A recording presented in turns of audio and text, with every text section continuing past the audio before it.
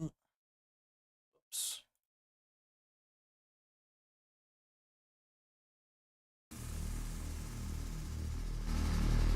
I don't know. I don't know. Where the fuck am I?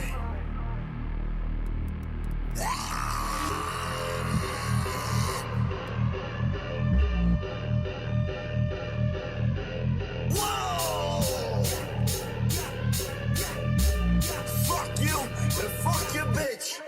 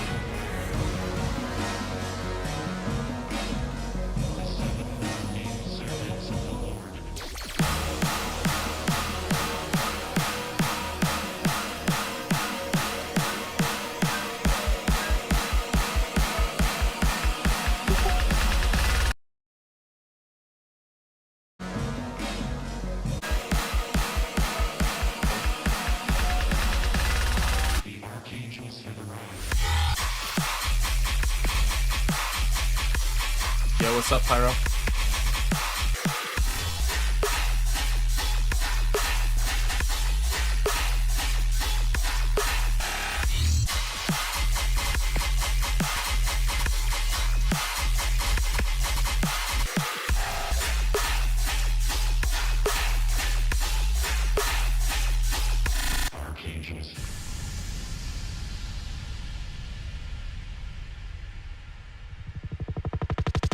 Pre-drop vocal number 43.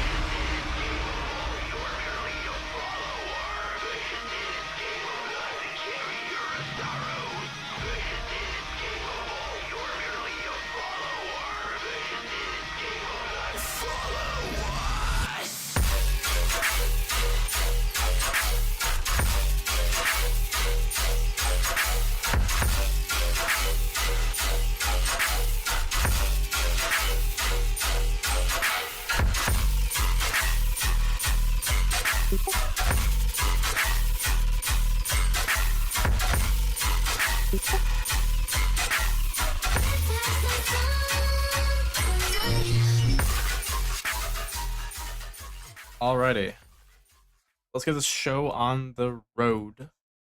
I am streaming on YouTube and Twitch. I believe it's working.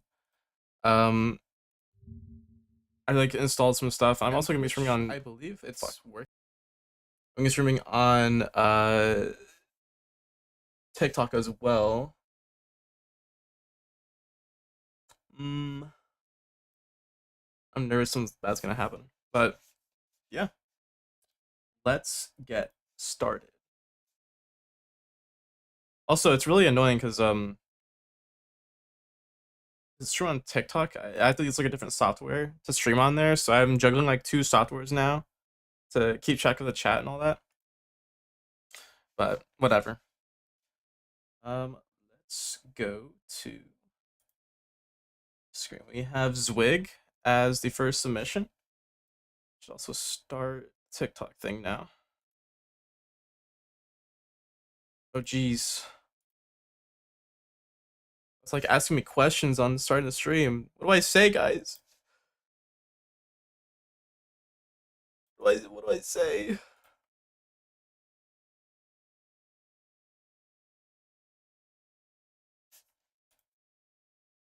Air out producer. What am I? Who am I?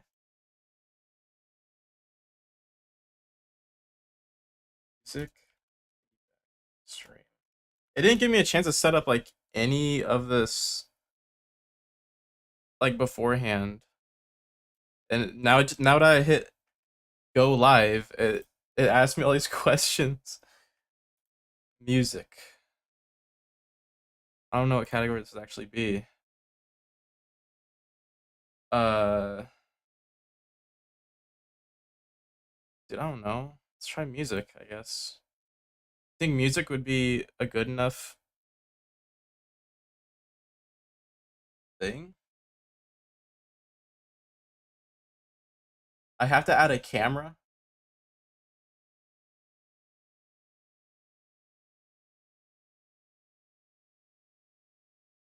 Bro, what if I don't want to fucking add a camera?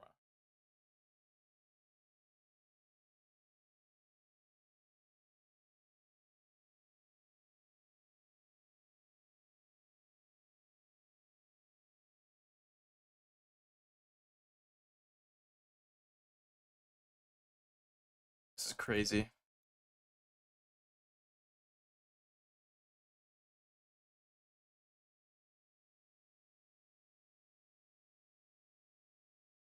Oh my gosh. I literally can't fucking stream on TikTok unless I have a camera, I guess. That's annoying. Ah, whatever. I guess I'll figure it out another day. I'll just, dude, I might just make a VTuber thing. Like, I don't have any of that set up. All right, I got Zwig anyways. Let's see what you've got. Is it not playing? There we go.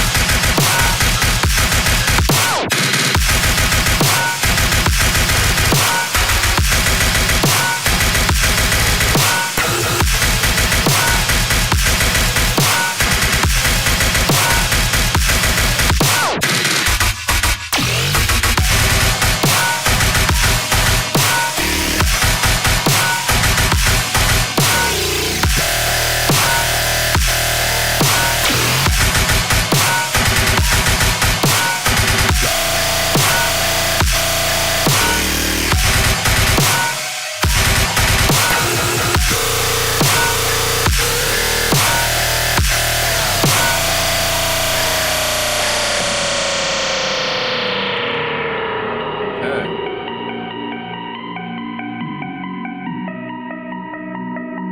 Nice. I I think my headphones are starting to go or something because I feel like they have like a scoop feeling happening. You know, like a how you put like a cabinet on something. That's what it sort of sound like for everything. Um, I hear frequencies that shouldn't be there either, so I probably should get a new pair soon. My ears also kind of blown out. I've been producing all morning. I worked on like three separate songs and got them to like I got one to be like ready to be released. Another one is I just sent as like a collab with a certain person. Another one was just a demo. So I worked on a lot of music, so my ears are pretty blown out. But yeah, won't stop me from giving good feedback because I feel like I'm pretty confident in the problems in this.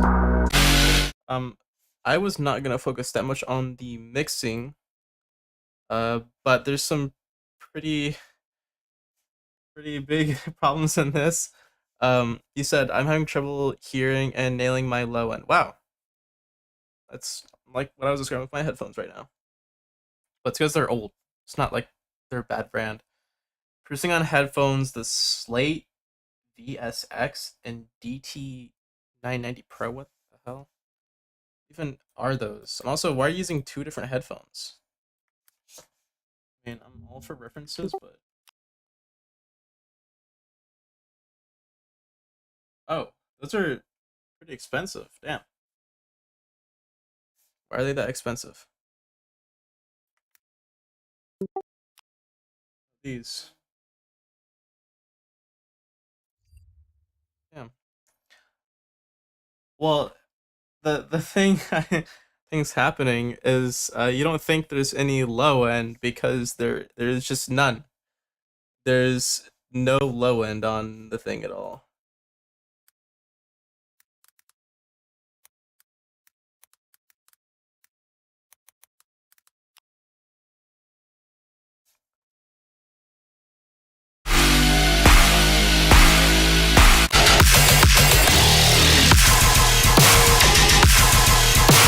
Yeah, you just have no low end.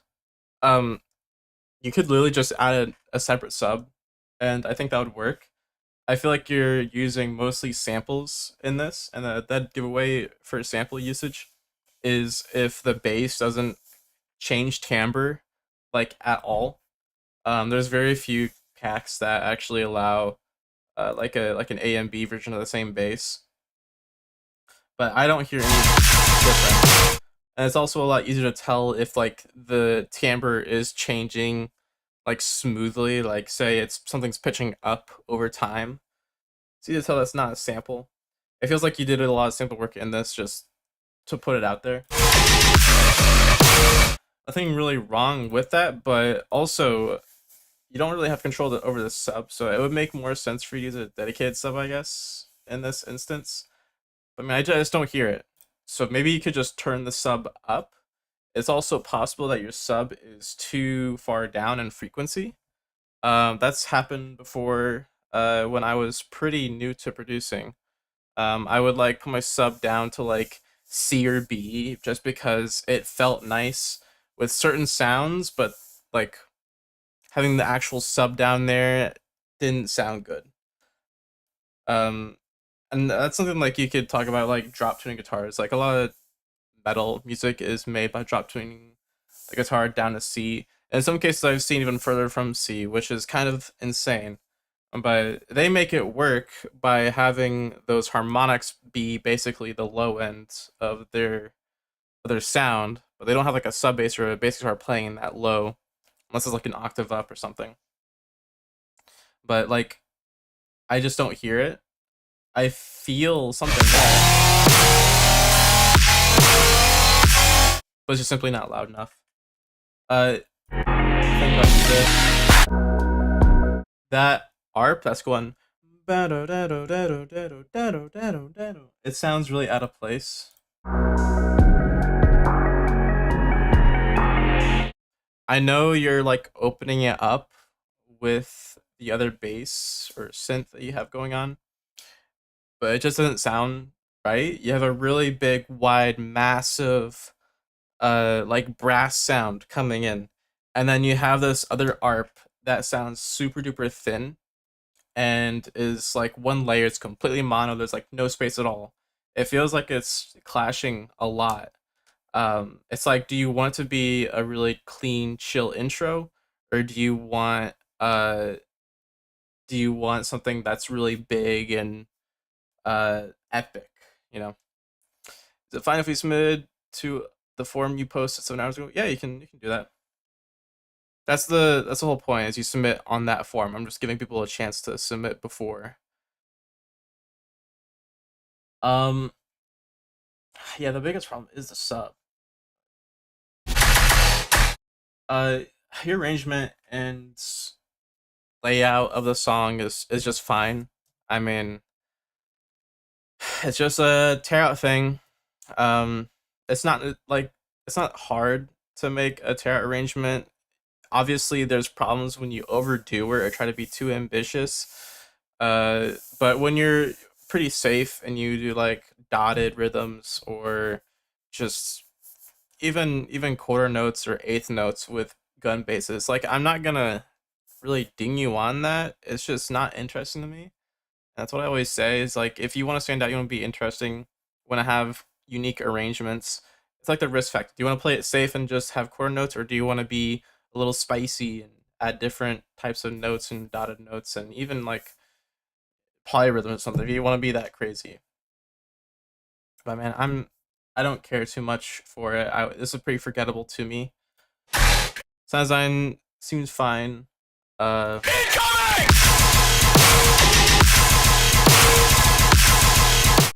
it seems like you sampled some basses from like other songs. I feel like I noticed a bass from a Murata song like once or twice. So I don't know if you actually did or not. Also, it feels like you have like a notch on the master or something. I can hear it at like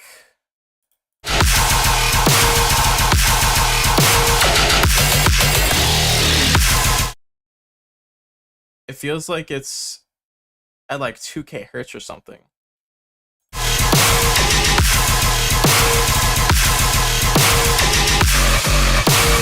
It's like some kind of notch on the master or some effect on it that's making it feel scooped and not in a good way. Like that it's in the highs, I believe.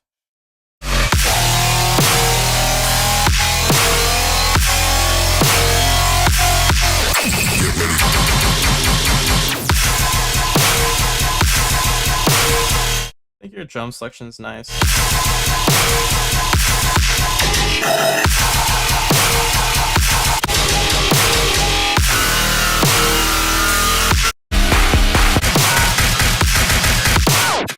Some of the basses are pretty noisy, like this one.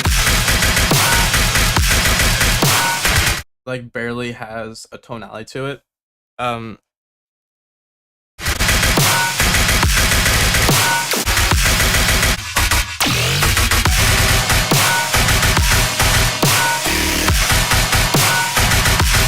a ton of reverb on these as well.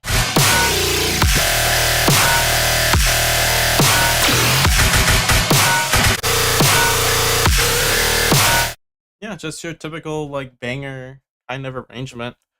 But the sub is like the biggest issue, so you should fix that like ASAP.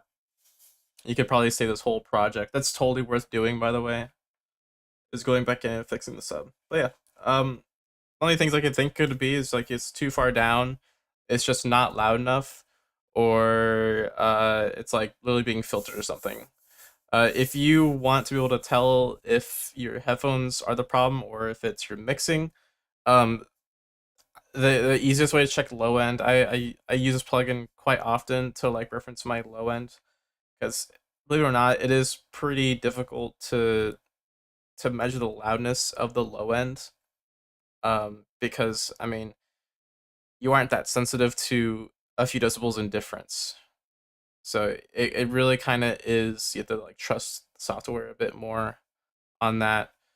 A lot of it is feeling, but that feeling can change depending on what note the sub plays. So it's really inconsistent. You should download Span and put that on your master. Put it after all your master effects and whatever, and then look at the low end. And if the low end is passing the -3 decibel range, then that should be good. You want to at least hit -30 on the low end, and those numbers are only meaningful inside a span.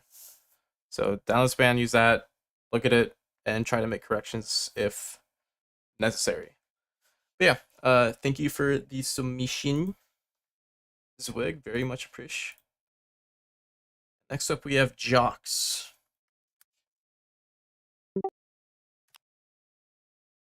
Alright, Jock said, basically, I hate the intro. I hate that intro because I made it when I was burnt out. Really had no idea for it. 5 years, want feedback on mixing and song structure. Interesting. Okay. Let's hear it.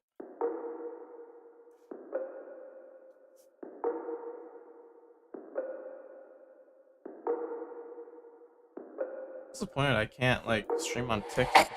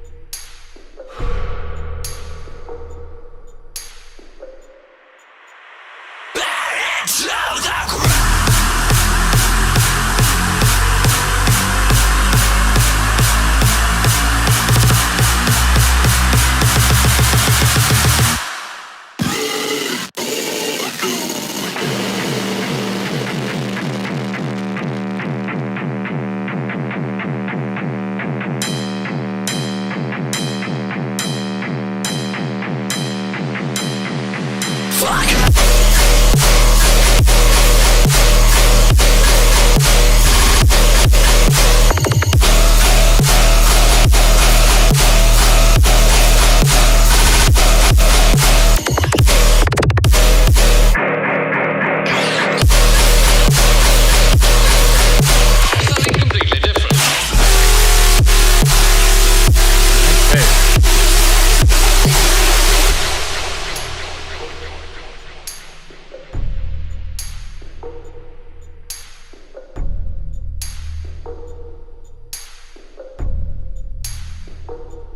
Okay.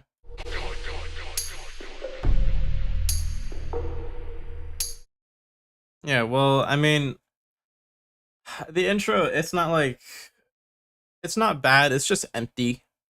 Like I could see this being filled up a lot with different sounds. You could have like a orchestral kind of feel or like a glitchy atmospheric sound.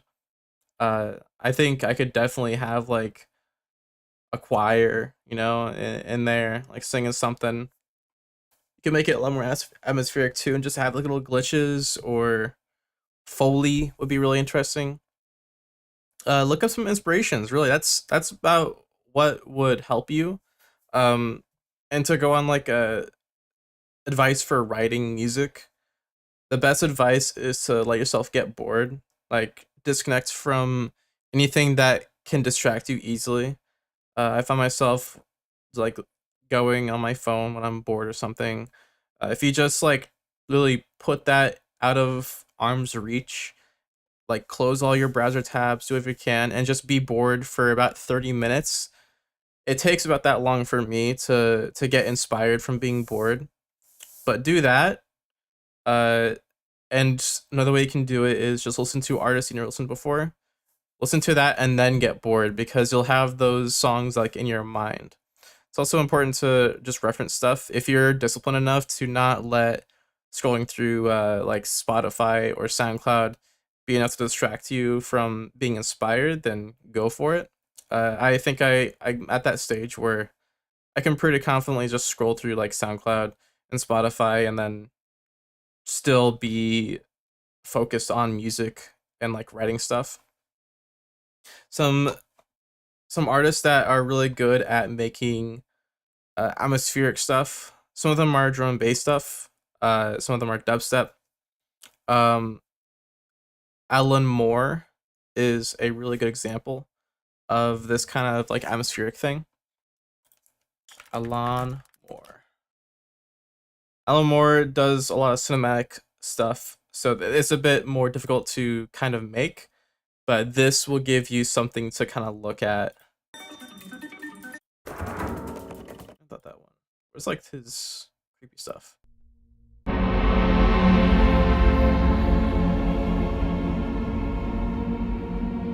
It was pretty good. I think frequent. I think frequent now is like kind of too tied into their own like world of what music is, so kind of like lost in a little click. It's like okay. This feels pretty good.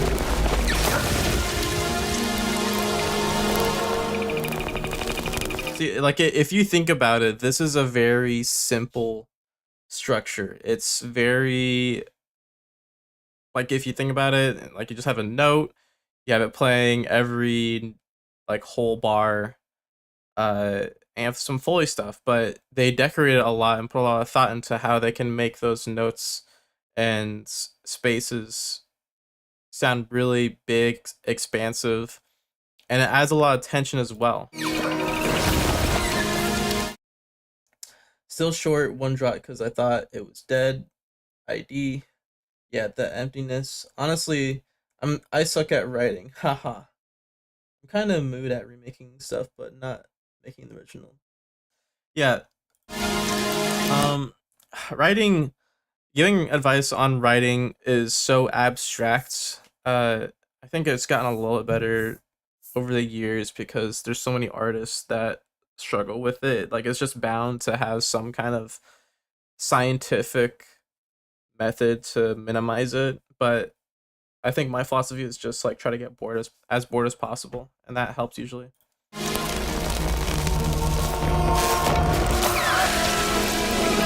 But, like, this is a really simple arrangement. It's just they added a lot of stuff to it and made it sound really interesting. It's more.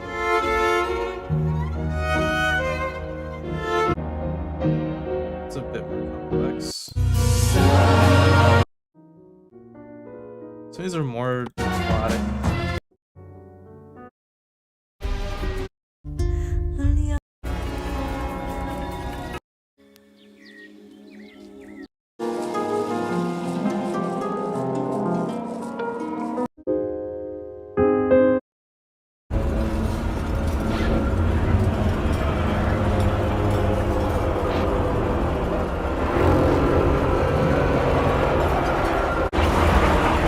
Yeah, stuff like that.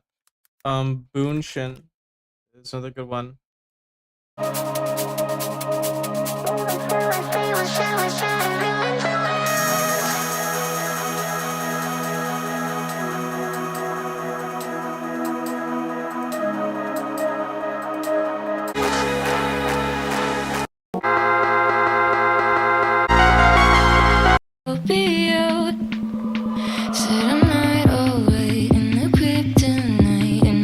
Let's ignore the vocals on this one.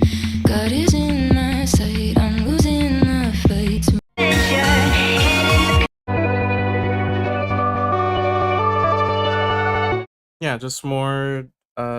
This is utilizing granular stuff more and kind of make it into chords, which are really easy to make.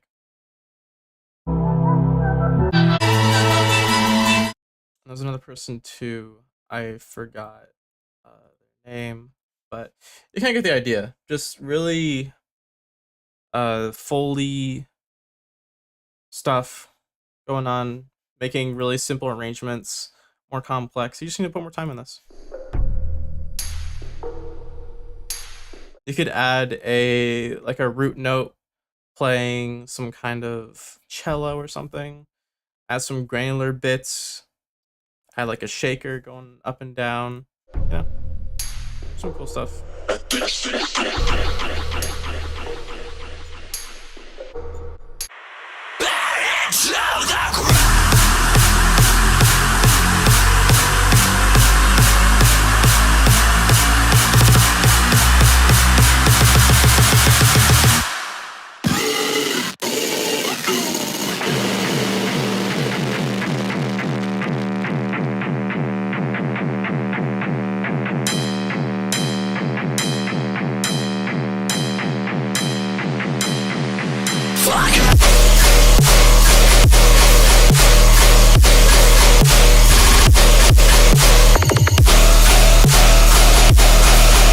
Yeah, and Light made a comment that the snare is really drowned, and I agree with that. The snare needs a transient.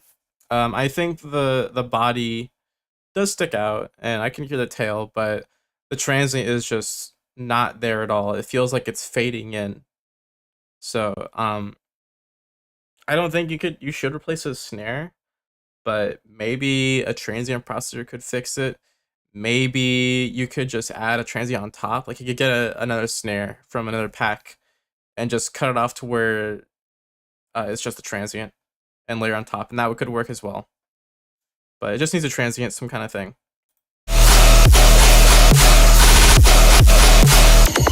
The other comment I have is the gun bass is really mono.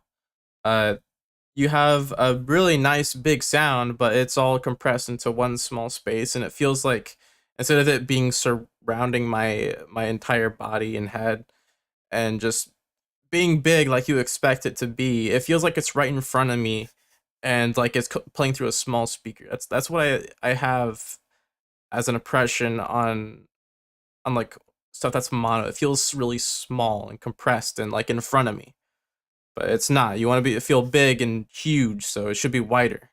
And a good contrast between what it could be is you have a screen bass in here that's super wide and it's really satisfying. You're like, wow, this is huge. It's so big.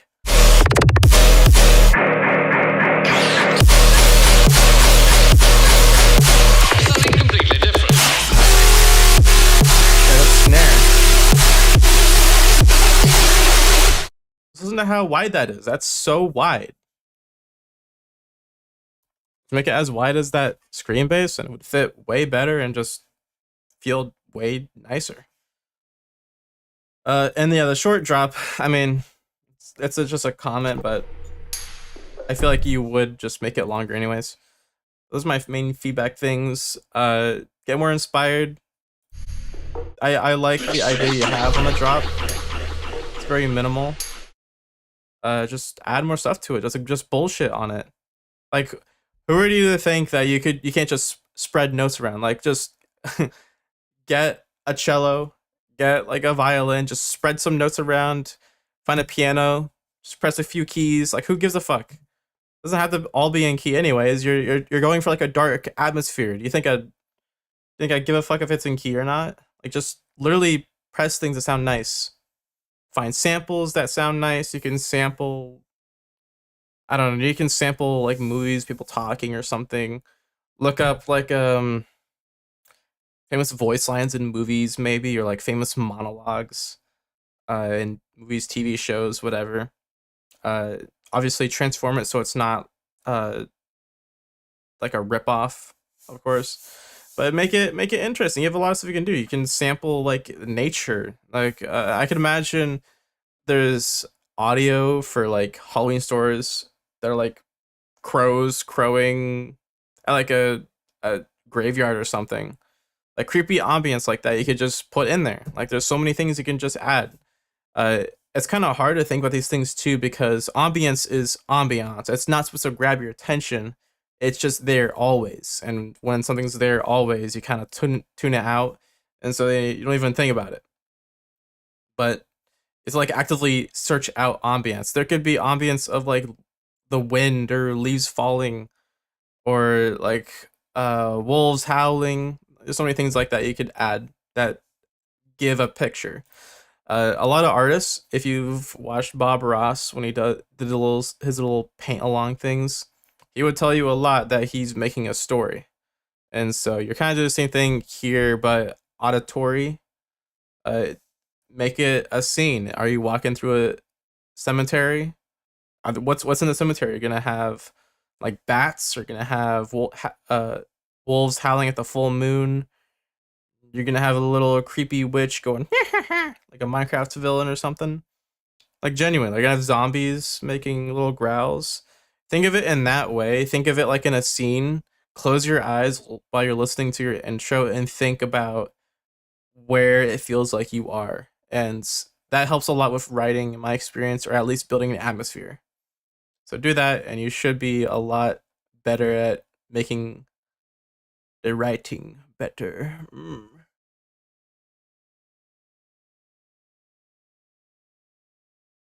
I mean, the elements in the sound. Okay.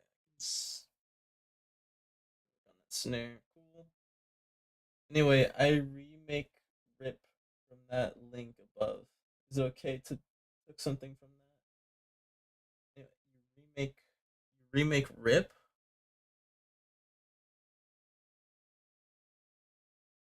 I'm not sure I understand what you mean by you remake rip. Anyways, maybe we'll clarify.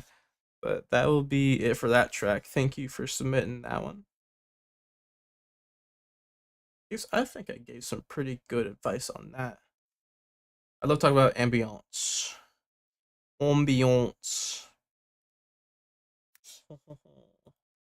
French now. Alrighty. We have Alienator.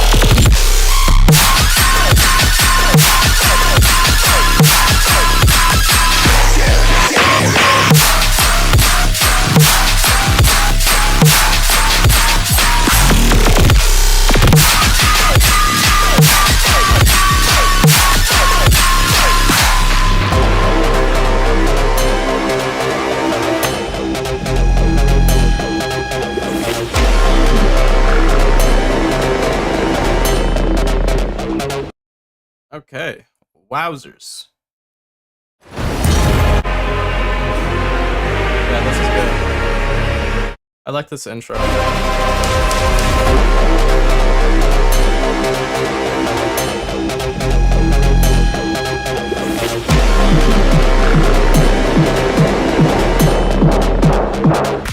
I feel like you could utilize these instruments a lot better. You have this horn that plays in, and then you have this acid bass. You can have them fit together better. So you have like, I want to say it's like a bar that you have that's just the horn playing, and you have the acid bass playing the entire time. Have the horn play, take up all that space. You can have some other instruments that play during it too, but you have the main two. After the horn is done playing, then you fade in the acid bass, and then you just cycle it back again. It goes from horn, acid bass, horn, acid bass, and that is a lot better utilization of your synths that you have and the space you can use, and it feels more interesting too. Like I feel like it's a call and response without it really needing to be one. It also just makes it easier to mix anyways because your acid base is getting drowned from that horn. I feel like you could also, if you did that method I'm talking about, you could fade in like a delay or something, have ping pong delay, just fade it in over time, and then when the horn plays again, it'll still have like the remnants of the acid base, but you know, it's faded out and stuff, filtered, whatever you want to say.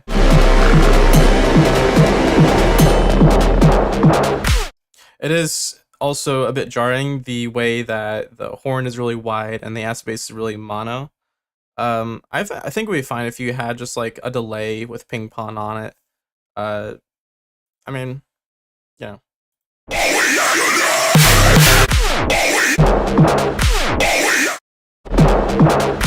Uh,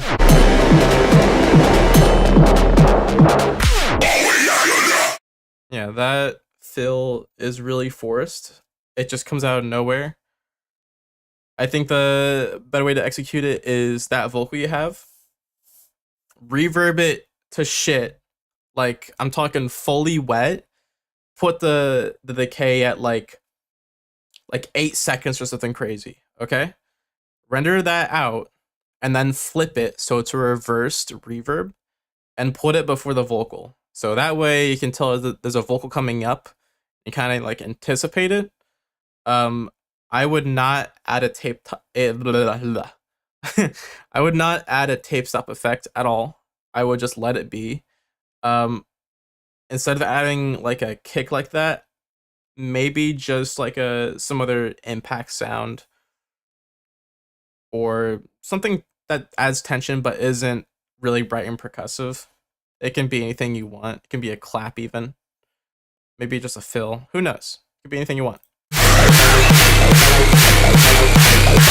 And I think the snare here works like you have the snare building up here, but it's not making me feel like the buildup is any more intense with it, you know?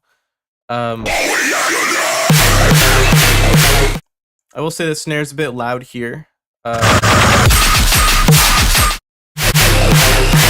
It feels like it's the same snare being used in the drop, which I usually try to warn people against, like maybe have it a bit different because the snare in the drop is going to be the full wet big, you know, it's supposed to be mixed with the big giant bass that's scary. If you have it in the build up, you're spoiling the drop a little bit, and it's also just a bit too intense for it to be in the build up anyways. Try maybe a lighter snare, or even just avoid using a snare entirely. You'd use a clap, just having pretty quiet as well.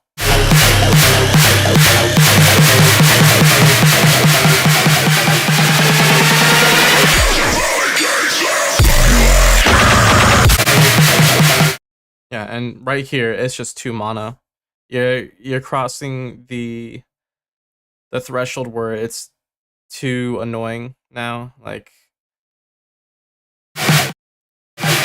when you have a build up, okay, you want to be building up energy, but not too much energy where it overshadows the drop. But you also want it to be like I said just earlier, you want to be less energy than the drop itself.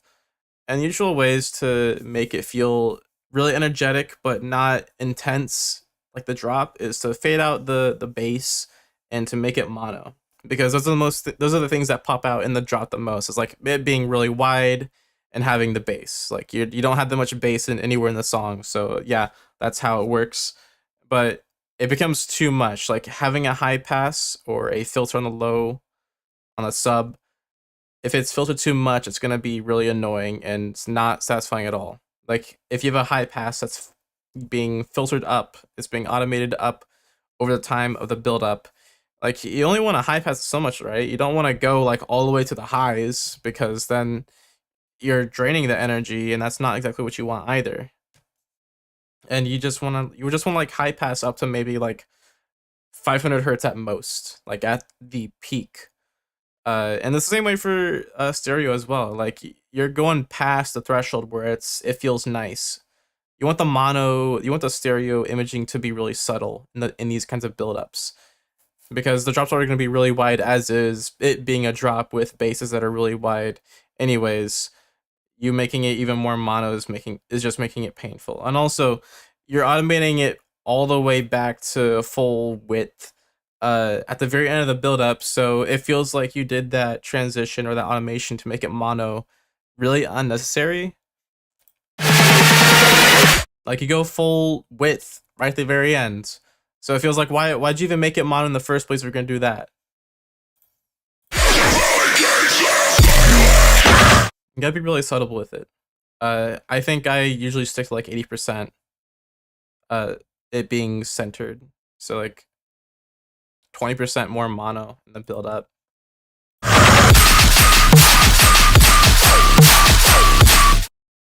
And the mix down, the master's just too loud. The snare is absolutely demolished. I feel like the fundamental on the snare is a square wave because it's just so damn distorted. All the highs are just fighting for attention. When you distort your master like this so insanely hard, all the highs are gonna be fighting with each other. Like it's just noise, but which noise is gonna be louder than the other noise? Like who knows? It's just never good. I got into a loudness war with myself a little bit earlier because my ears, I kind of hurt them for producing for too long, and I was like, oh my gosh, I gotta make this louder. But when I made something loud, it made it so much harder to mix and make it sound big, because then the other thing didn't sound big and loud enough, and then the other thing didn't sound big and loud enough, and so I just kept fighting myself with making something sound loud. That wouldn't even be a problem if all the sounds were really tame to begin with. Like I don't need them all to be the loudest thing in the entire world. So I'm not worrying too much about the loudness of the song. I just want to sound good. If things sound consistent and easier to mix, then I'll go for that. If a listener wants it to be louder, they can just turn it up. And that's what I've done a lot. I just turn the music up if I like it. It's not a good sign if your listener turns down your music because it's too loud. That's never a good sign. You want them to turn it up. Pump that shit.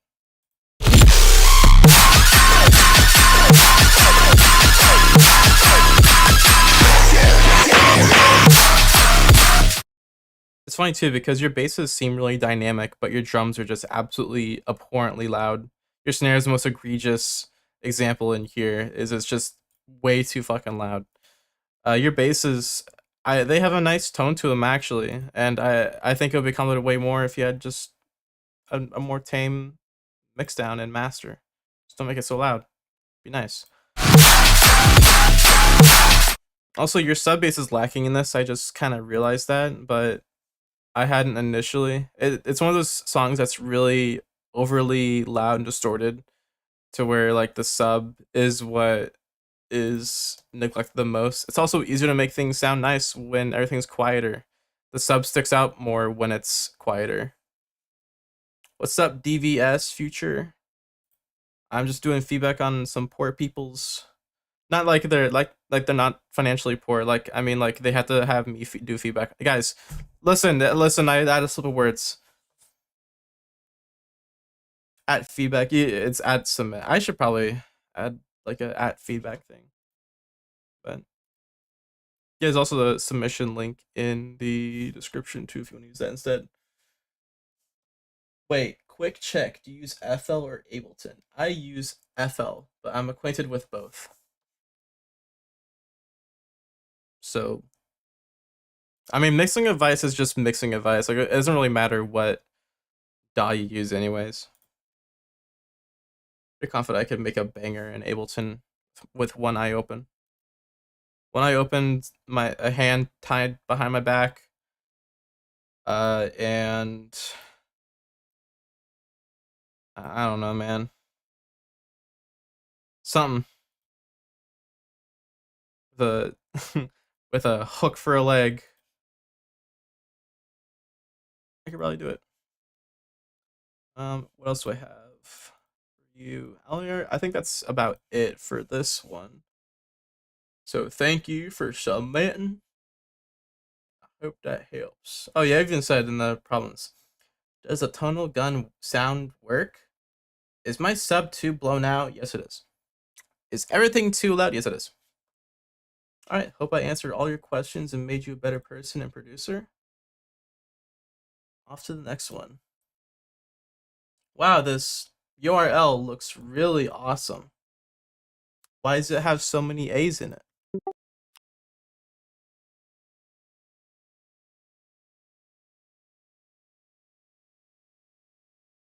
That's insane.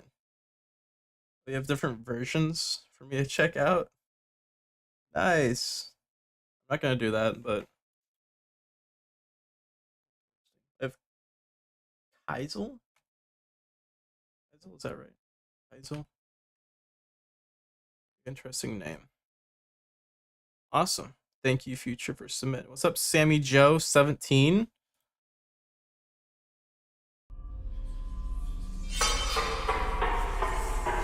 Off to Heisel.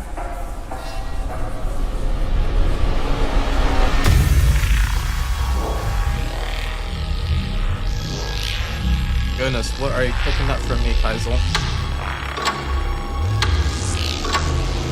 What's up, Fearless?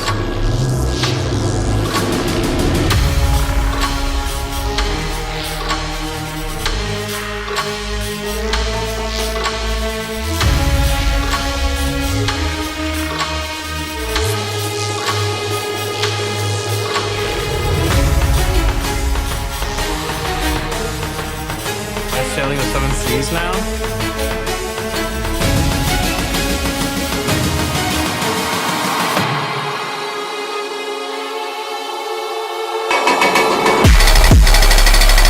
Oh my gosh.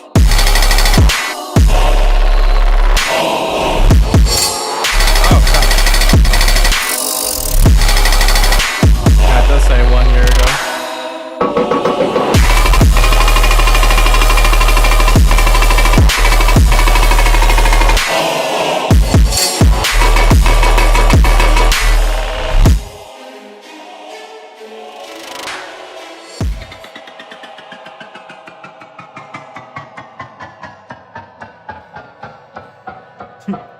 The one comment. Epic. Also 1 year ago. You miss music. We tolerate it. It's merely tones, rhythms, and harmonic vibrations. I don't understand. Music helps you shift perspective, to see things differently if you need to. See things like hope. But there is no hope for you. Nothing grows from scorched earth. That was kind of hard, not gonna lie. You're on me. Oh my gosh.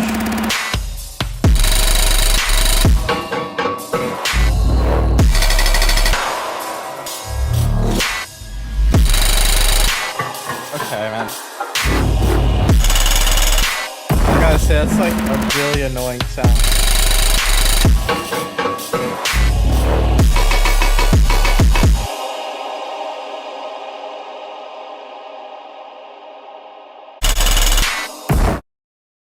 I'll do a sweep again on the mixing. But the other things, these aren't even really like the things you really asked for, but I think they're pretty prominent for me to just say it. Um, you did a great job on like your world building on this. Like I was imagining what kind of situation I would be. So like I could just imagine images in my head. I'm thinking of like fucking like a bunch of chains everywhere. I think that's the vibe you're really going for. It's like a bunch of chains.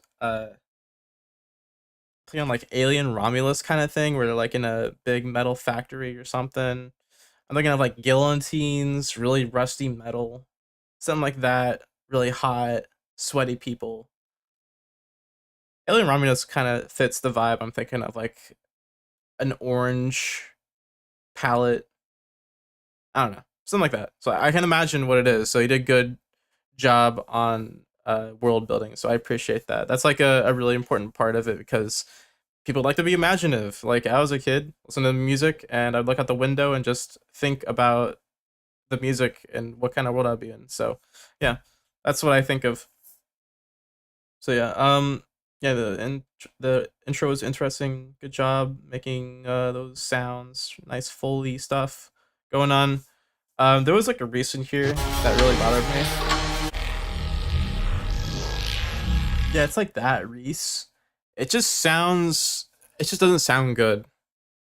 I mean, there's no way around it. It's just a badly made sound. It feels like you got a bass and you were playing it on like the root note and you're doing some pitch bendy stuff. But the sound just does not work. The sound is really simple. You're trying to add movement with notch filters and stuff, which can help, but you're missing more the fundamental ways on how you're supposed to use respaces like that. In a case like this, it should be more reverbed out. It should be taking more of like a background role, not being front and center. It's also pretty bright. I can hear the high end more than the low end, which you don't typically want if you want to be in the background. The mids are also really important in a respace too. The mids are where the character is. Almost every single respace has very similar sounding high ends. So it's just like white noise. Like it's not much character in the highs that much. Um, yeah, and just reverb, adding that stuff. Your sound design on it is just really subpar on that restart in particular. So I would redo it. Try to find some tutorials on how to make respaces or other adjacent sounds. I just think that one bass is really poor. So on to mixing stuff. Your chain sounds, I think they're pretty interesting. It feels like they're a sampled sound. Like you didn't make these basses from scratch. It was more like a sample you got from something. But you're using it in a really interesting way, and I like it. But it gets really, really harsh really fast.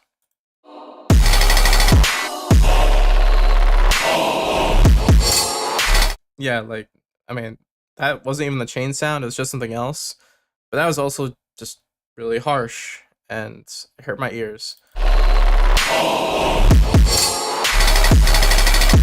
Your chain sounds here, they have too much high end, and I feel like a chain sound would have a lot more low mids too. I think you like high passed or something. Like high passed really high up.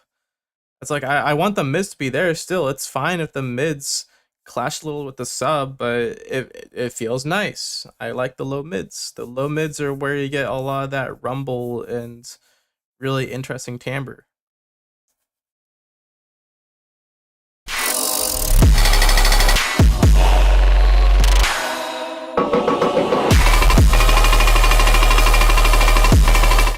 I'm also not really a fan of this panning tremolo thing. It's like sliding from left to right. I personally don't like that. Uh, I would just take that off.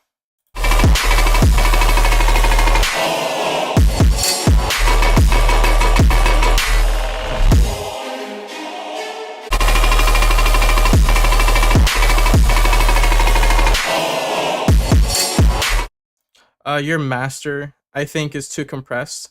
Whenever a bass isn't playing, um, I can hear the compressor, the release on the compressor, fading in the audio because it was just like cutting off so much audio. Just turn the actual basses down. You don't want to have the compressor on the master work that hard. Like uh I say this almost every stream, you want the mix on your song to already sound mastered before it gets mastered. You want to do your best to make it sound as full and as wide and as big before you even do anything into the master. The whole point of the master is just to make it louder and to make some final touches. The only exception I have on the master is to clip the transients on like kicks and snares, but that is literally it. I don't put any other effects on there. I don't even put an OTT on there. I don't put any multi-band effects. It is just one limiter, and the whole point of the limiter is just to turn up the volume, and that's literally it. Aloha, welcome to the stream.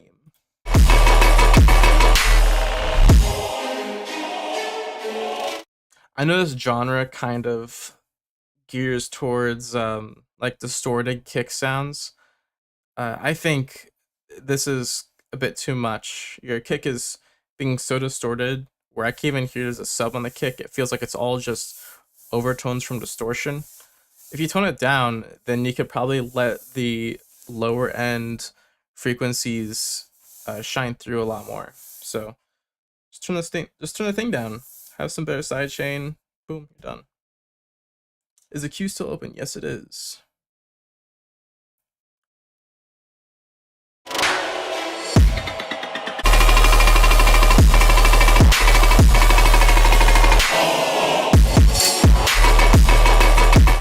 It's on the stereo on the low end is on the chain effect.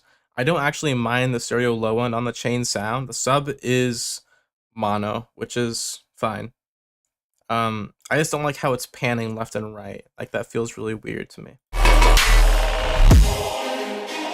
Also, I think the kick has a bit of stereo on it, but I already made some comments about the kick anyways. I don't think the kick being stereo is the issue.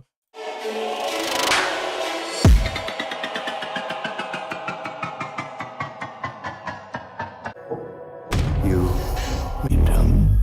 see things like See right here, your Reese. I think it's the one you had earlier. This sounds better. It sounds like you are showcasing the parts of the Reese that um have just a nicer sound. It's more the low end, more the mids, so it feels nicer. So just apply that over here. scorched earth. Also, one this is a smaller note, but like the vocal here, this is setting a really strong story on the song. So it's really strong here.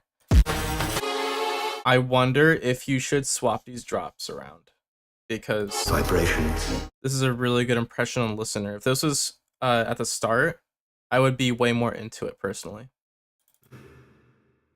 Nothing grows from scorched earth. Yeah, right there. I mean, Scorched earth. that hurts my ears, man. That's way too much high end. You need to add like compressor on it. I think a multi-band compressor would be good too. That would probably keep the highs in check, no matter what you pitch on it.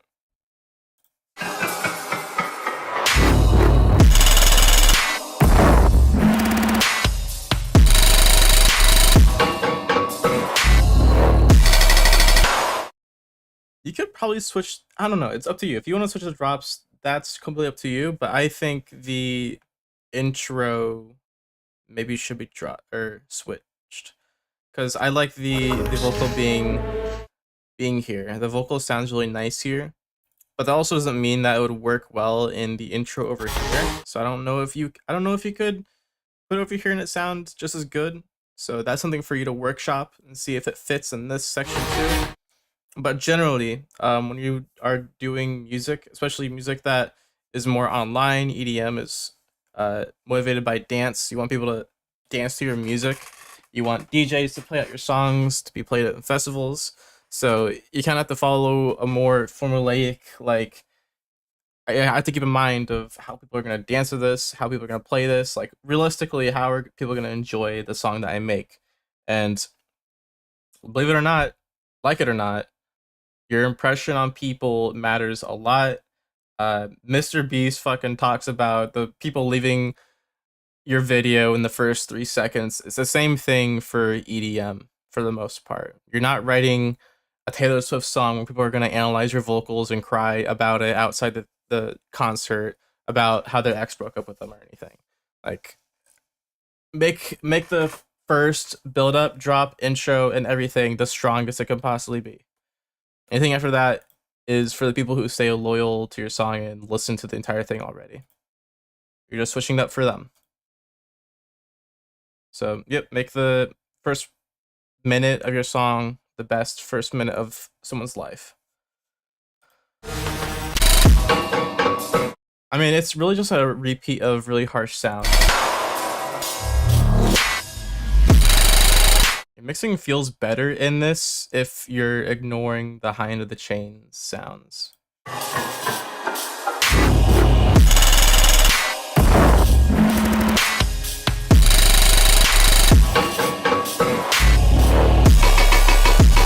I like those low end, like washy basses where it's just fucking feels like I'm like in an engine of a spaceship or something. Yeah, I mean, everything else is pretty good. So, good job on that. I'm gonna move on now. Hope that helped. Welcome. And stay tuned, I do these weekly. For free.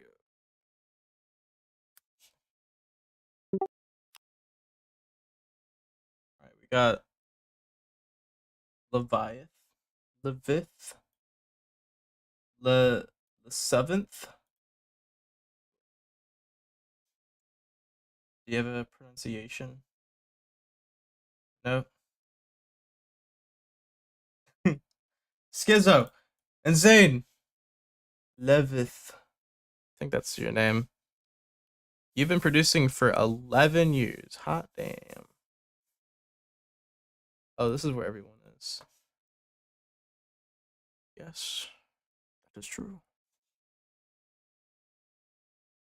Yeah, for those that don't know, I tried to stream on both YouTube and Twitch just because it gives more reach. I need to find some way to integrate chat. So at some point, I'm gonna have to add a chat box thing for people to see each other's messages and stuff. I tried to go live on TikTok, but they they required me to have a camera, and apparently they have to like see your fucking face. So I don't really want to do that. You know, I'll have to do it at some point. I can't just not stream on TikTok. People they push their lives so hard. I think I'll probably find like 50 people per stream just scrolling on their feed, sitting on a toilet or something. Anyways. Alright, let's see what you've got. I don't know if you've ever submitted, but your logo looks like you probably have. I'm so sorry. Wow, why is that so fucking loud already? Oh my god. I couldn't even like think.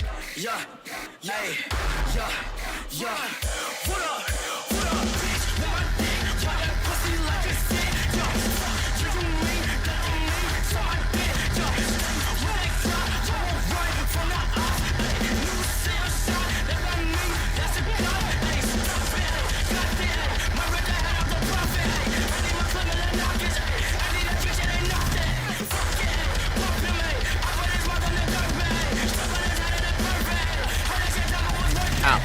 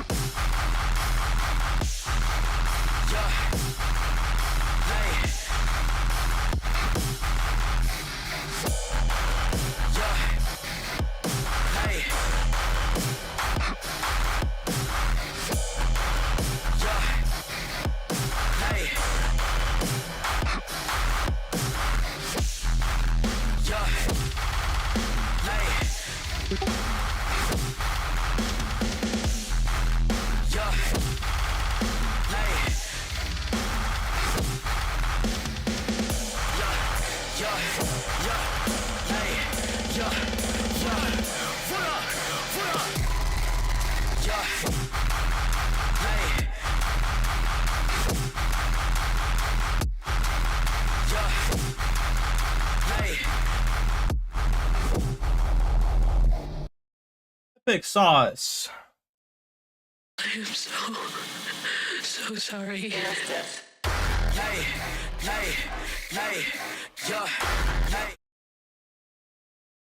Uh, okay. Um, I think there's some pretty big mixing issues on this one. So let's kind of start from the top. So sorry. Um, Sorry. this is really fucking loud. Like it's the intro, and I got jump scared. I literally jumped out of my seat and had a heart attack and died and came back to life. You can make it a little bit quieter and like kind of reel me into it. You know, even like a little sweep in the intro would do justice. Like I feel more okay with that. Also, um, actually, I'll come on a ride later when we're at the drop. But dude, this fucking whistle sound is like was pissing me off. Like it's really loud and apparent in the mix, and I'm just kind of like thinking like a football coach has a little whistle around his neck and he's like blowing it at a game or something. That's like what the sound sounds like, and I can't not think of it like that. But it sounds like a coach's whistle.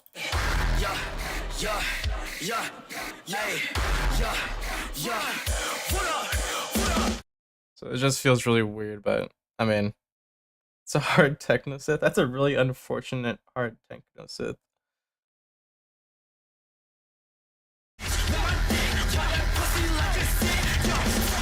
Okay, so the middle part. Um, I know how difficult it is to mix metal. I mean, we're all EDM people. We all mix thinking that we have full control over the instruments and what they sound like. You know, you're not too happy with the high end of a bass, you could just slap some white noise on it. You know, it's no big deal. Oh, what's that? You want a guitar? Well, you either need to re-record the entire thing if you messed up, or you have to deal with the plugin that the synth, the guitar is in if you're using like a sampler, and figure it out that way. Or oh, you have to just use an amp. You have all these amps you have to deal with, but they all sound like garbage. It's just way more annoying than you think it is to mix guitar.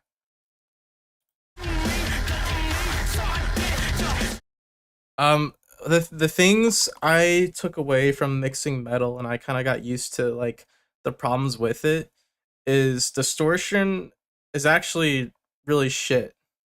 I feel like over distorting guitars was a thing in like the 70s and 80s when they thought death metal you just turn this distortion up as much as you can, which is actually not that good sounding. It just makes it really bright and twangy. So overly distorting guitars makes it sound really bright and twangy and not that good.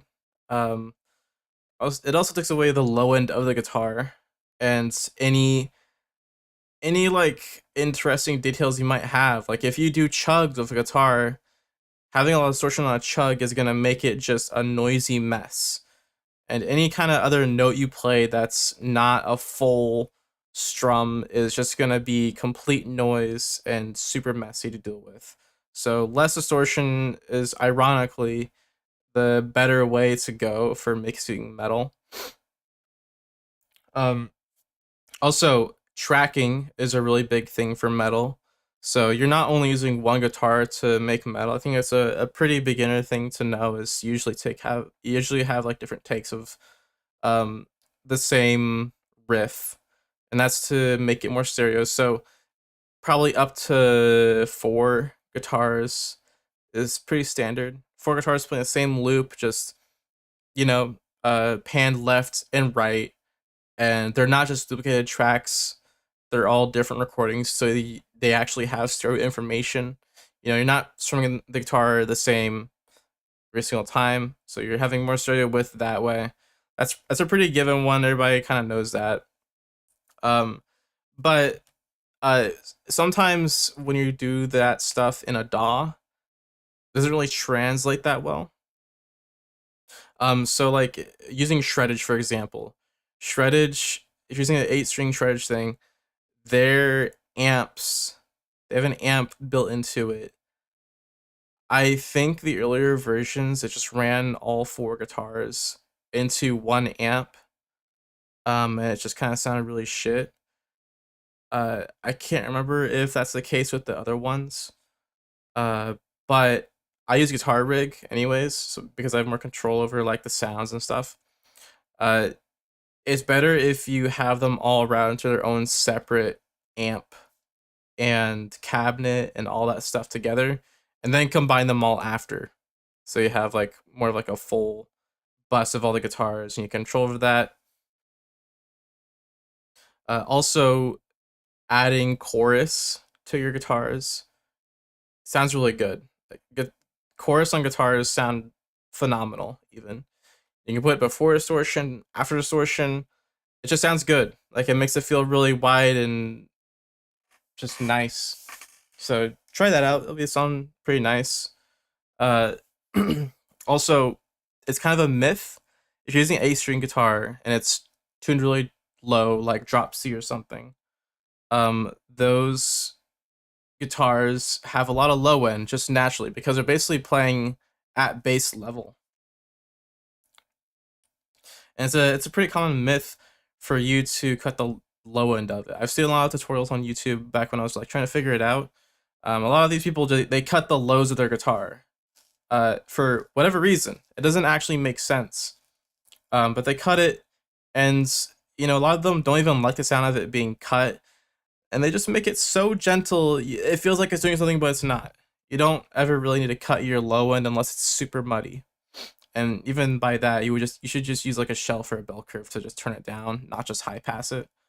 Um, so don't really bother high passing your guitars. Bass guitar is usually a good idea if you want more bass.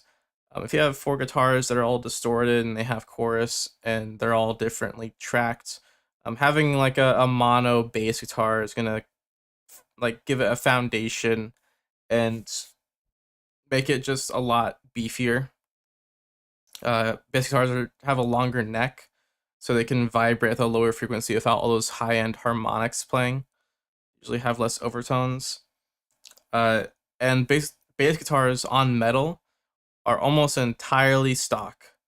They have literally no effects on them. They probably have a few compressors and maybe some slight overdrive on it, but they really don't have that many effects on them. They're pretty minimal with the effects. That's what sounds good. Also, don't be afraid to add just synth layers to that. I tried experimenting with metal, with synths. Some of the songs that I've released were actually entirely made with synths, but they sound like guitars because they ran through cabinets and all that. But you can just make a guitar sound really good. If you layer like a super saw over it, that's kind of like playing the same notes, like strum kind of things as a guitar, then it sounds really good. Like a high pitch super saw sounds just nice over guitar. You won't even notice it. You could do the Doom approach too. You could just layer like crazy leads on top. It sounds really nice as well. I watch a lot of Academy. I don't know about them. I actually don't know about any of them. I don't know about them at all. I've never even heard about them.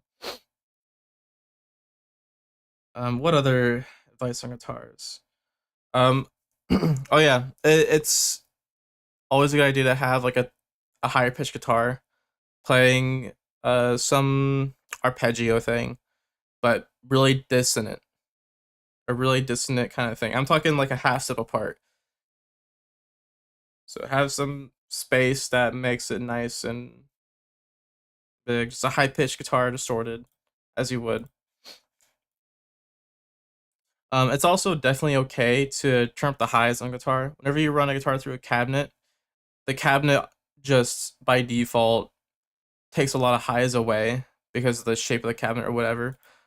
It's fine to add those back. You can put like a white noise thing over it and add it back manually or synthetically. That's totally fine. You can do that. I mean, you're making dubstep, dude. You're not making a metal song. You're making like a dubstep infused metal combination of some sort. So it's totally fine. People who make metal don't make the rules on how metal guitars are used. Other stuff too is try to use like metal instruments. I think your drums are pretty good sounding. You're using splash cymbals, which are good.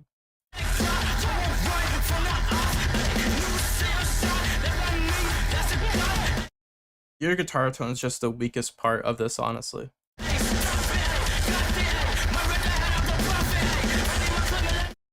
Okay, so other thing too, sidechain doesn't really exist in metal, but you can still sidechain to some degree. Whenever I sidechain on metal, I only sidechain the lows. I frequency split everything below 200 hertz, and I make it a really tiny sidechain.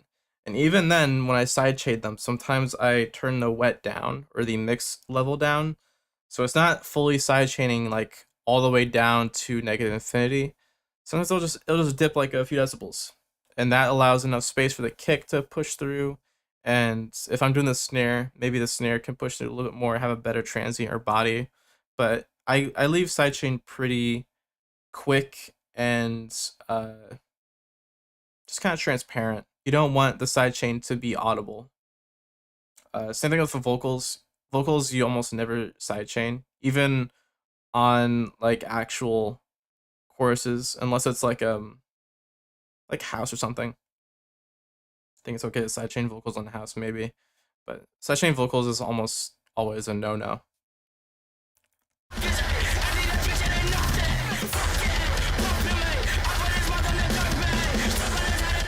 I think also your drums could be stereo too. A lot of drums are made to be wider. You could like pan the ride left and the splash cymbal to the right, the hi-hats, whatever else. Kick and snare, just keep those in the middle. The snare, just make it a bit wider because there's a room mic. You can make the room mic a bit wider. Do that.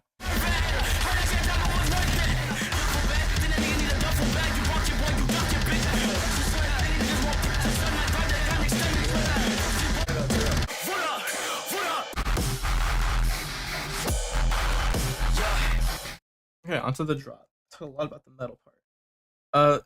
The drop is really drowned, and this is the part I thought was kind of funny actually. Uh, your cymbal is so clean here. It's just so funny because it means that your drop is like it has not enough high end to contest the cymbal. Like I'm listening to it. The drop doesn't have that much high end. It feels like it's being low pass or something. And I think about it, and it's because you have like a cabinet on it, so cabinets make it less high end intense. It kind of scoops the highs out. And your cymbal just has all this room to play around. Like I could completely separate that cymbal in my mind. I think if I ran that through AI, it would give me a perfect recreation of the sample. Like that's crazy. I can hear that ride in full detail. And that's saying something about your mix. Your drop should be way brighter than this. Your drums are completely drowned out. They're way too distorted. It feels like they're in the cabinet as well. Uh, your basses are just way too crunchy. Just take the cabinet off. You don't need a cabinet to make it sound good. Just take that off.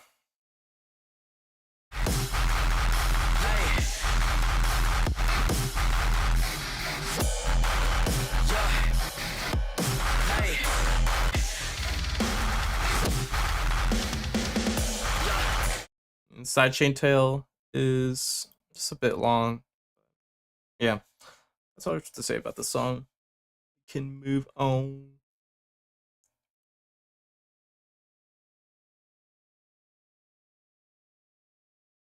Thank you for submitting. Hope that helps.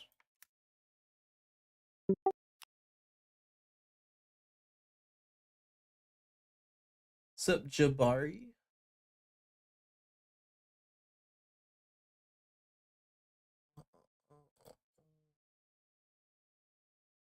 Like this song? I don't. I don't like it.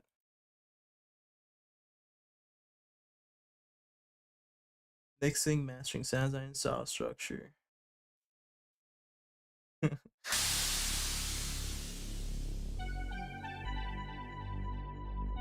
Someone said loudness war.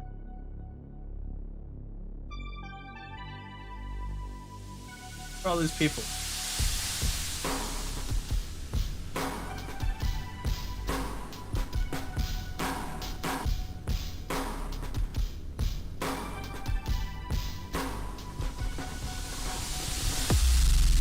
Whoa.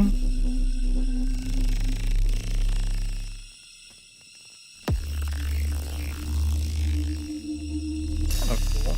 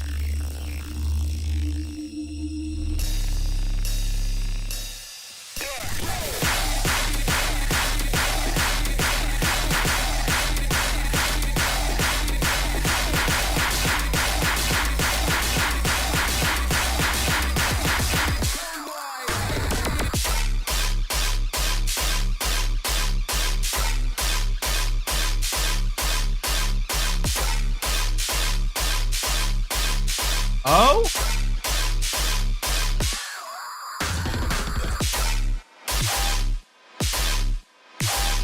Oh.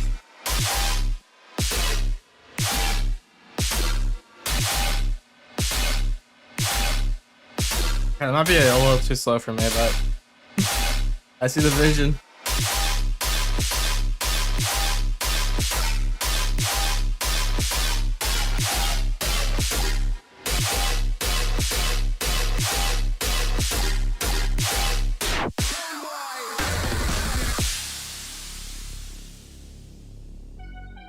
What is this?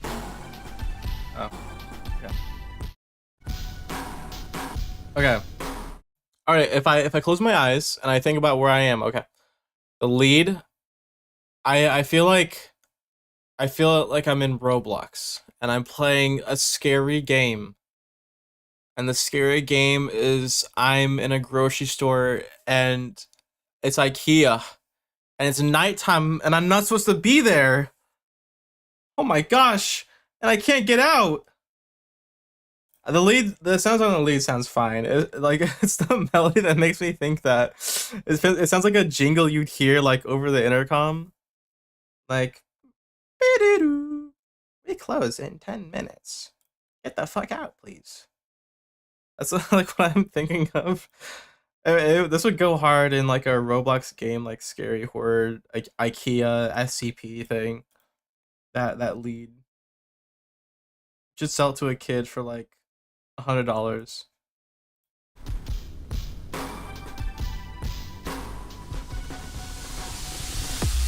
Honestly, you could probably lean into that. It sounds really eerie.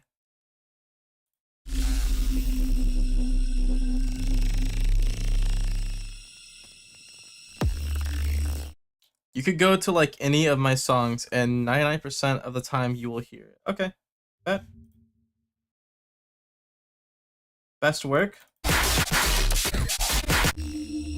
What I just heard. That lead. Oh, there it is. I found it. Is that it?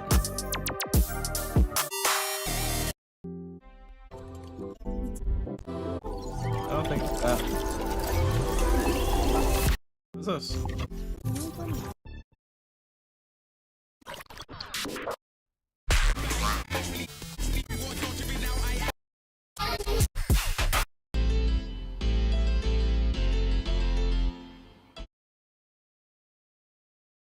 don't really have that many songs.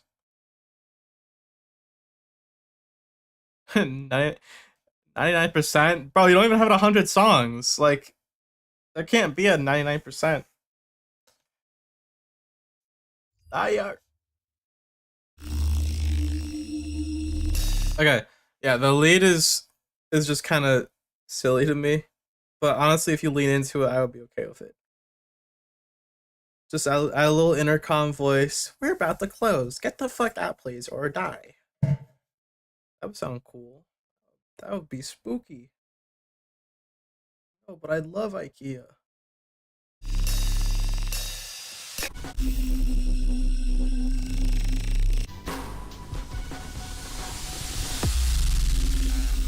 Also, the low end here is just kind of funny. I was not expecting it to be like that. I don't think it's necessary to do that. You shouldn't like distort it like that. It just seems really goofy. Like I'm fine having just low end that doesn't distort in the intro. I can hear the sub just fucking eating my ass. Damn. I like this little textured brow thing you have.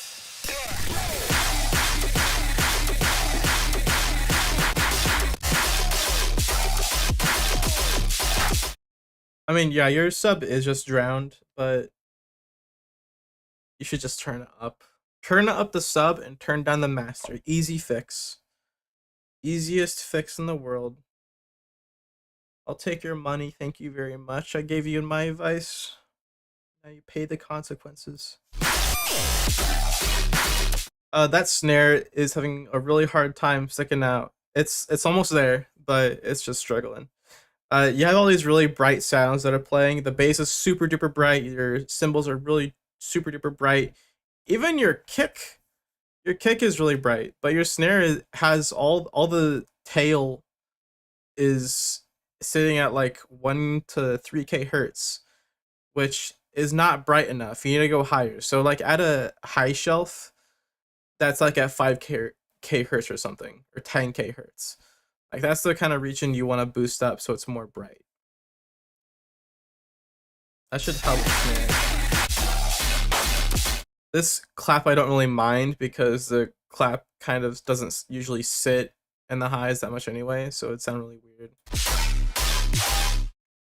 The BPM here I think is just too slow. I don't know what BPM you went to, but I would like knock it up a little bit.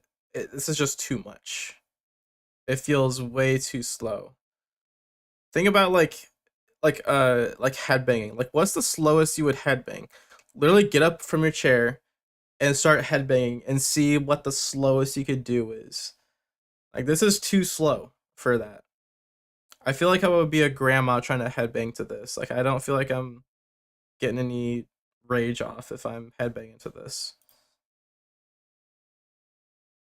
I gotta feel like I'm throwing some weight around, you know? But yeah. Well, thank you for submitting. Thanks for the submit. Is this 120? Wait.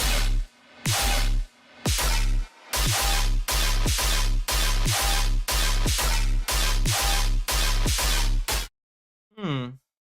That's pretty interesting. I thought it was gonna be slower. I thought it was slower at like 110 maybe. Ah, maybe you just go to 130, man. Unless that's what the BPM you stayed at. If you really want to go to 120, you need to make changes to the arrangement.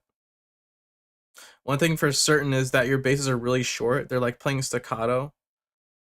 Uh, Honestly, 128 would be fine. That's like the house tempo, so you could use this to like mix into house or something. That's a good idea. But still, my point stands. But yeah, thank you for submitting.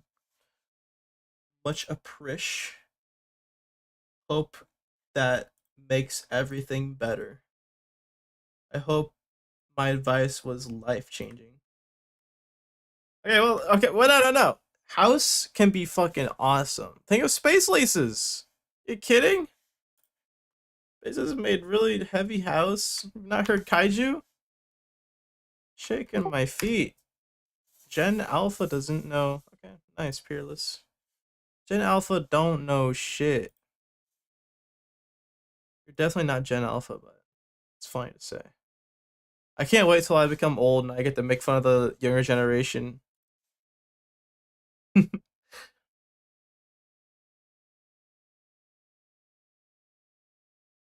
Be so fun. I could go to like a Starbucks and then say that things weren't as good,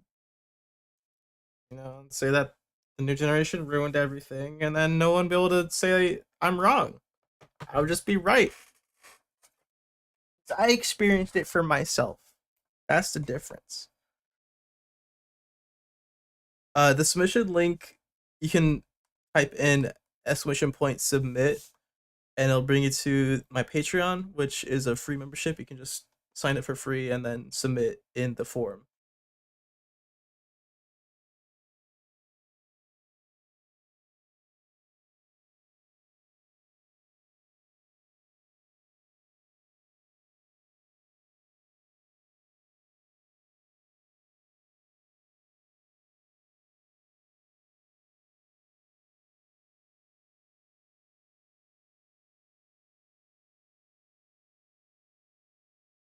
Just like to just would like a comment on style, character, what to do next, trying to work on a brand identity before I start actually releasing stuff. Okay.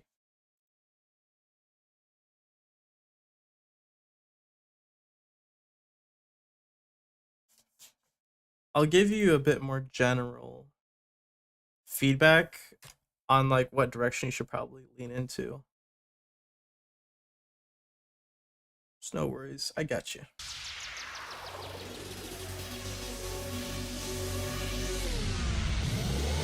Hello, pixies.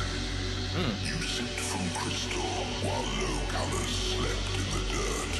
You danced in palaces, blind to the blood beneath your feet. The society taught you to command, not to lead. Draped in silk, drenched in pleasure, spoiled by power you never earned. You clutch your color like armor, like truth. You believe the lie, that color defines worth. But beneath your gilded skin is red blood and mortal bone. The Reaper breached the gulf, lifted the veil, set fire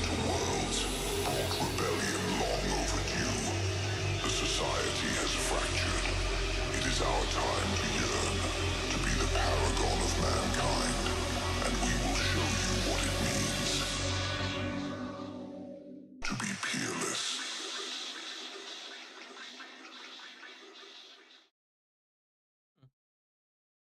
Vocals are definitely good. I The atmosphere writing just feels kind of boring.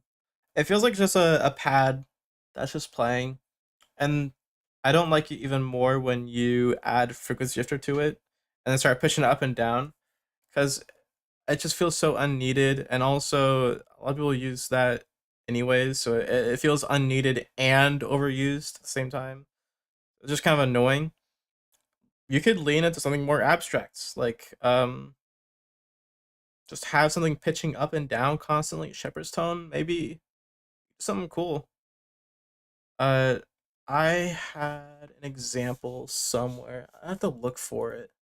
It's a really old song idea I had, or like an intro idea. I did something similar to what you did, but it was for just like an intro.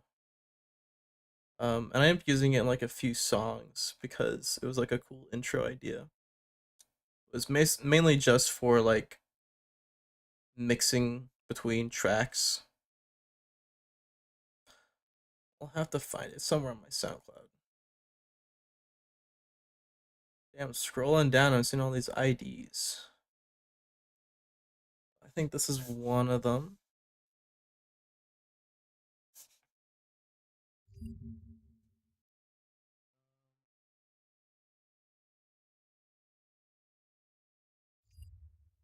Let's open this up.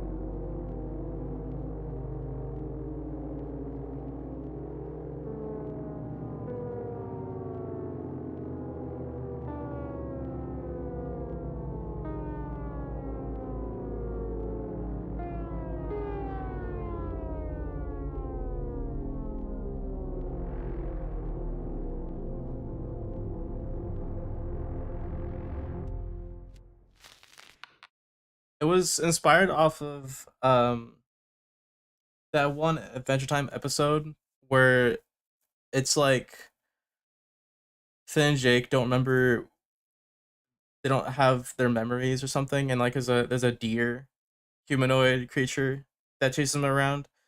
There's some like music that plays in one of those scenes that's like that. And there's the other episode where it was kind of inspired where they see Susan the human and they see the black monster. Oh, that sounds really bad. The goop monster with like only teeth and stuff. There's music in there that was like that as well. I could probably search it up honestly. Black goop monster adventure Susan. Dude, the deer episode is terrifying as fuck.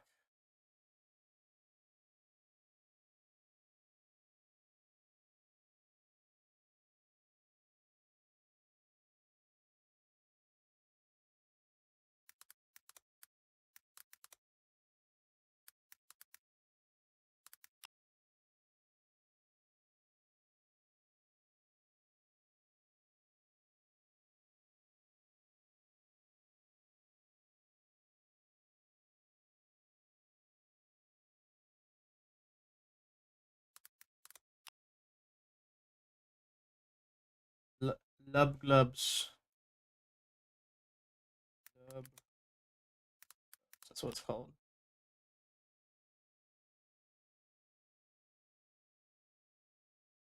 Coffee do you want? Hazelnut, hazelnut. Like, fuck. What the hell? Wait, why does YouTube look like this? The hell? Did they get an update or something? The UI is completely different. Pills. Toast to our soup. Oh, whatever. I won't worry about it right now. Anyways, yeah, this will expire by. Something cool like that. Thank you, Smitten. No.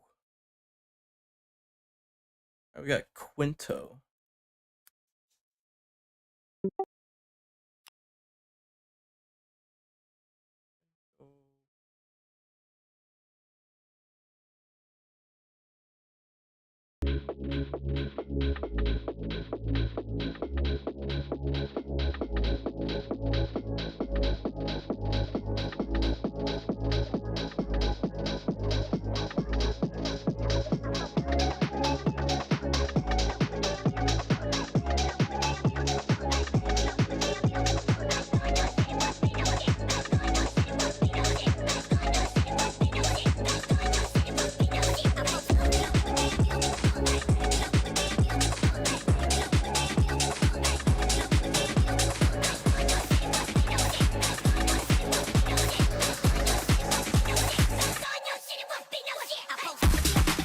I don't know, the fucking Alvin's Chipmunks singing.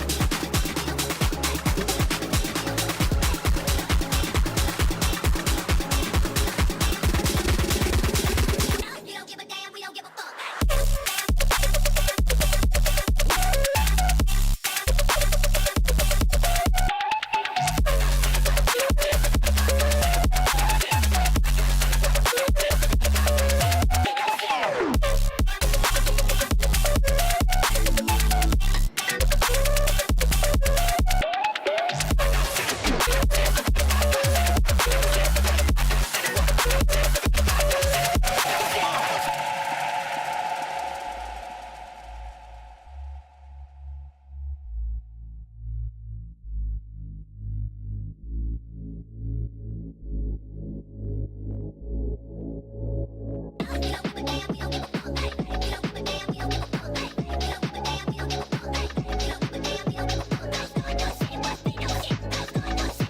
I think of Alvin and the Chipmunks.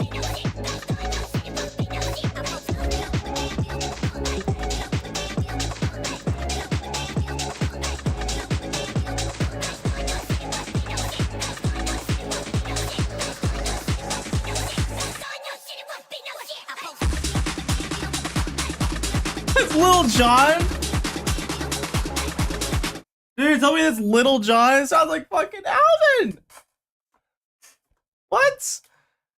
There's no way. That's why he's swinging so much, man. I was thinking it was Alvin and Chipmunk that was like made a cameo in Hazbin Hotel or something. Alvin and the Chipmunks find themselves in fucking hell with Vibsy Pop or whatever her name is. 722 is crazy. If you're using like Ableton or whatever stretch mode, just pitch the formants down so they're not all the way up because it just sounds like a fucking chipmunk.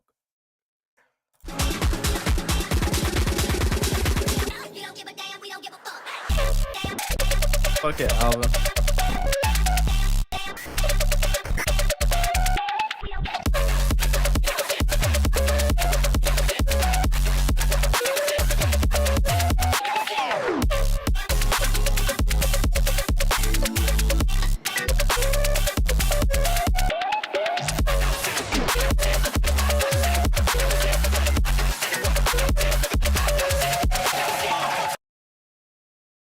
Oh, nice.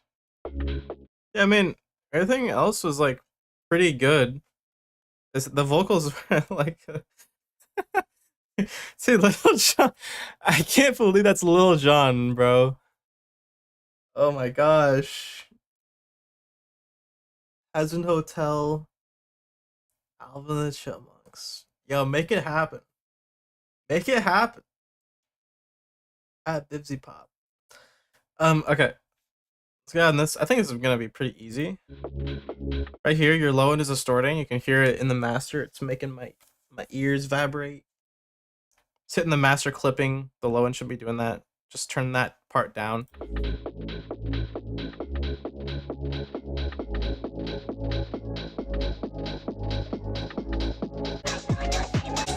Vocals. And the drop, everything sounds nice, but the drop, the sub is too distorted. There's too much drive. If you're gonna have a sub that's that like distorted sounding, has a lot of texture like that, add some notches that makes it not so abrasive because you have nothing else to really contest that.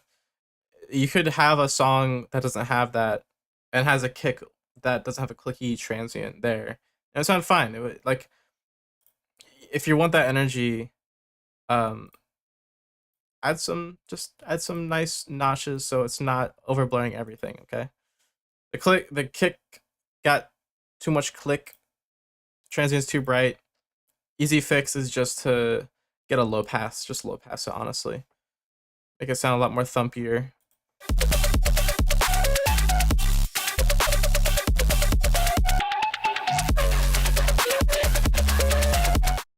That's all I really have, honestly. Really enjoyable.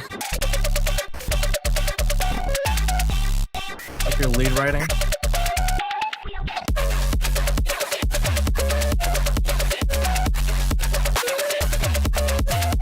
Yeah, good shit. Thank you.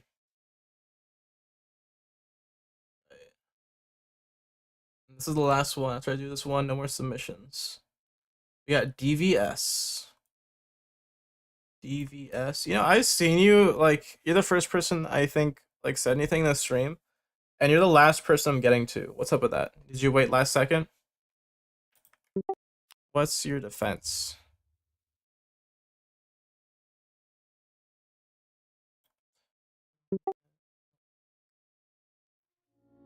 No. Weird.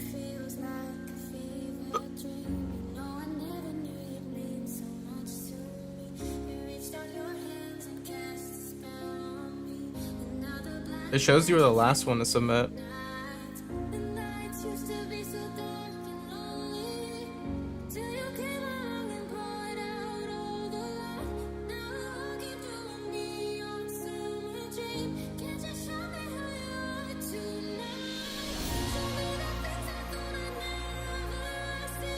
Yeah, everyone else that submitted after you guys, I ended up reviewing first, like Peerless and Dallas and Levith, because they didn't submit before the stream started, so. But also, some of the people that I reviewed were paid patrons, so those always skip the line.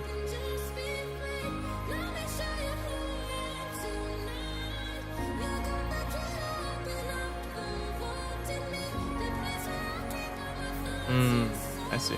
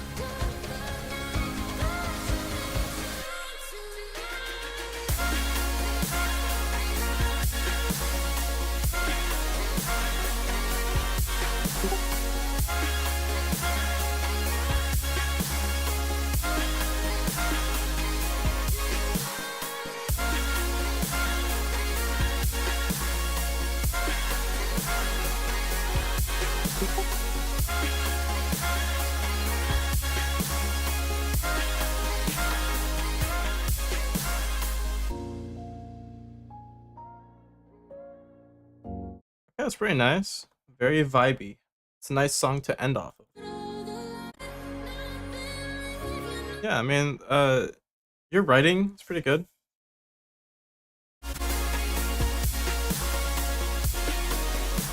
Definitely felt like a full completed song. Um, but that doesn't mean that it's like amazing and like I would listen to this a lot. The song, it doesn't stick out to me. Um, and there isn't like a thing that I can point out to help you with that. You just need to take more risks with your writing and try to stand out more.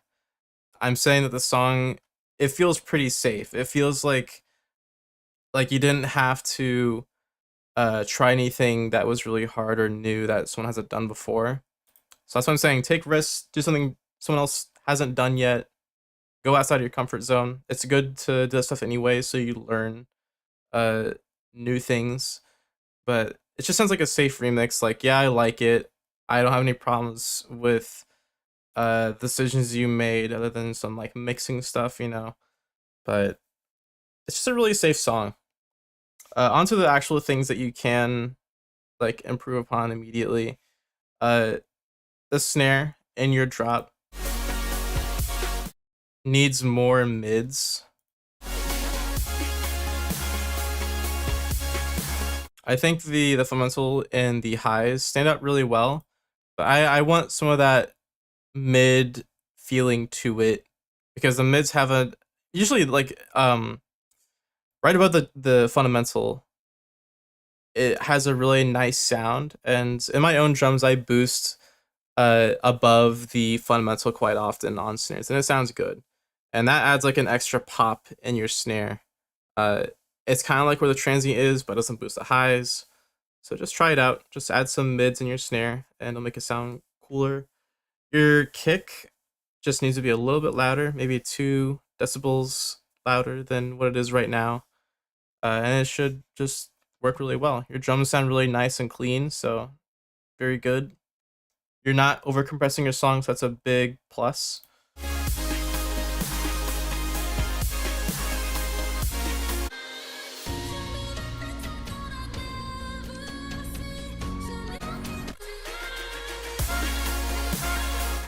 Here, the vocal chops got kind of out of hand.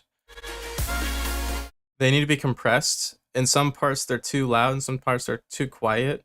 I think some general compression on that with a pretty aggressive ratio would fix this, and you could level it out a lot easier. And in between your vocal chops, you have the lead vocal come back and kind of like finish a phrase.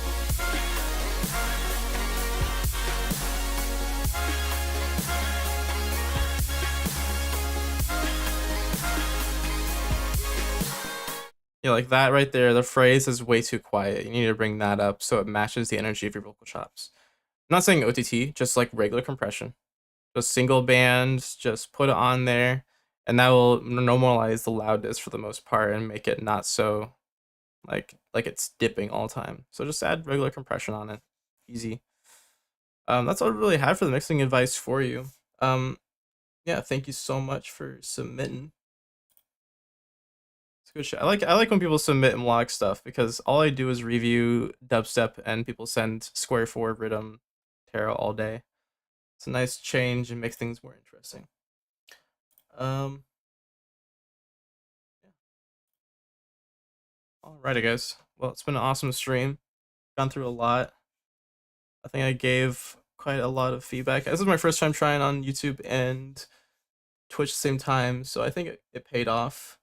I think it's worth doing. Also, I can just like save this stream now because Twitch deletes your streams after 7 days, which I don't like, so I can just save them whenever I want. I'll figure out how to stream on TikTok eventually at the same time. Thanks for the feedback. It's been a while since I submitted feedback and heard someone say something other than, yeah, this is good. Definitely come back in the future, man. Yeah, that's what I'm all about, is trying to give better feedback because I tell a story pretty frequently, but like the first 4 years of my production career, was all just fucking gassing me up about things that I didn't know why I was being gassed up about, and just really bad advice. And if I had been surrounded by people who actually knew what they're doing, I probably would have been where I am right now, like 5 years ago, if I had people who gave a fuck. And that's I even started like a little mini series to like debunk TikToks because I see so many bad TikToks online. They're just full of bullshit advice. Man, thank you guys for submitting. Thank you for believing in me and trusting me with your music and trusting my feedback. Oh, it feels so great. Yes, yeah. I will see you all next Wednesday, 5 p.m. EST. For those that are my top patrons, you will see me Saturday and we'll do some production stuff. So yeah, thank you all. See ya. Bye bye.